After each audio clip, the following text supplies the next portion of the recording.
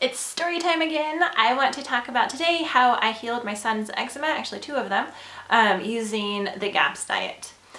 And so we've talked about how we did the GAPS diet originally for autism recovery, and we've also talked about how I healed my dairy allergy with the GAPS diet, and today we're going to talk about eczema. So eczema is something that it affects so many of our kids, and I believe it's like increasing. It's almost every kid or every family. I feel like I see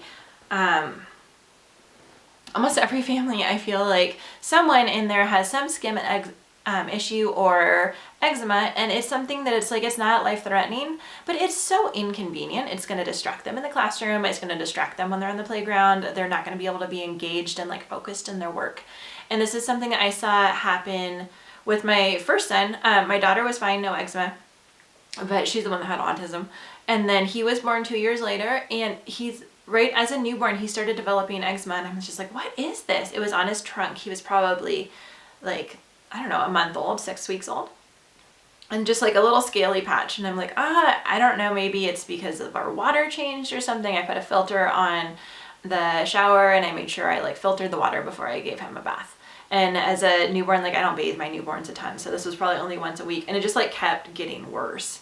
And it was all over his trunk, and then I thought I was using wool diaper covers. And so I thought maybe he's allergic to wool, and so I switched it out, and I even put him in disposables, seeing if that would help. And it wasn't an allergy, a topical allergy to anything I was doing. I already put him in all cotton because my daughter was sensitive to polyester, so I just started him out in all cotton. And so it wasn't that, and really it just kept getting worse no matter what I was doing. I was putting coconut oil on it because that's what we do. We put coconut oil on everything.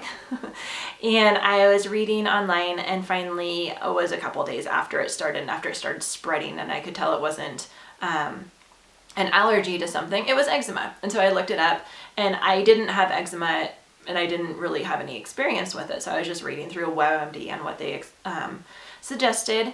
And so we did lukewarm baths, and it just kept getting worse and worse. And finally, because I knew that I had problems with dairy, at the time I couldn't have more than a serving of dairy or so without getting a sinus infection. I talked about this in my food allergy video that's back there. Anyways, I knew that I was sensitive to dairy, and I'm I should probably just completely cut out dairy. And it was everything. It was even butter. He was just super sensitive, and this is all through my milk. So I couldn't even have butter, so I just used coconut oil, because I wasn't a very good cook, allergy-friendly cook at the time. So I was using coconut oil, and eating eggs and corn tortillas was kind of my go-to of no dairy, not even traces of dairy, and it cleared up. And so I just kind of went on with that. I'm a long nurser, and so he nursed well into toddlerhood. And when he was a year old, or right before he turned a year old, we started doing the GAPS diet for my daughter who had autism. And because my kids don't start solid soon, I don't know why, they just they like to nurse.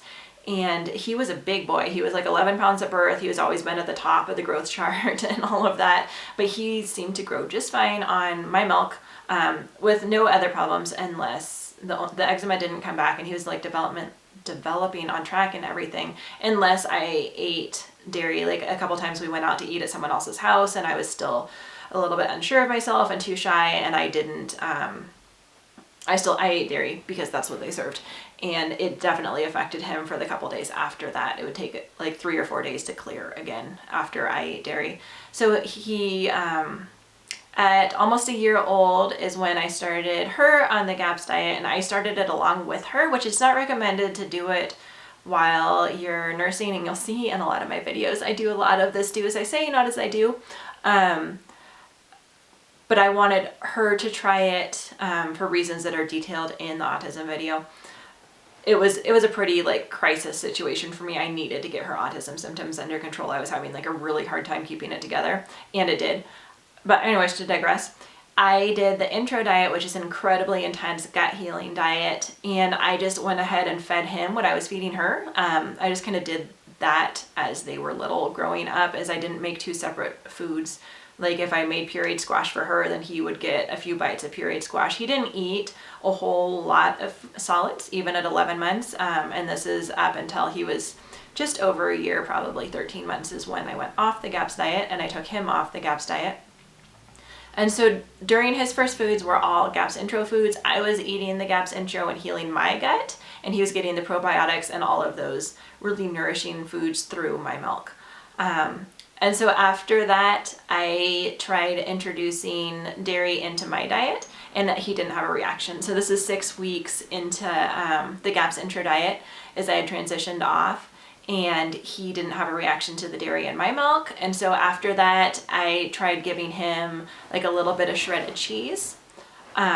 He didn't have a reaction to the shredded cheese. And this is something that even 6 weeks before, he had been having a reaction to me eating any trace amount of dairy coming through my milk. And so that's just the power of healing the gut, how eczema sort of, I found it originated in the gut, and what we had found for dairy. For healing a dairy allergy, which presented in me as which presented in me as sinus infections and hives, and presented in him as eczema. And so this is something that's great. I've noticed that if his diet, he's 9 now, if his diet gets carb heavy, or I'm not including the probiotics and the meat stock, which is really a key component to the GAPS diet, he will get bumps on his skin, like his skin turns more rough. That's kind of my first sign that I need to up the nutrients in his diet. But he's never had the eczema come back, and it's been 8 years now.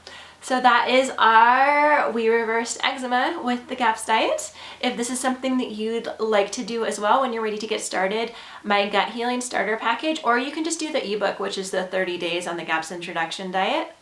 Pretty much exactly what we used. We've done intro a few different times, and I'll talk about my next son, same thing, eczema, food allergy, GAPS diet.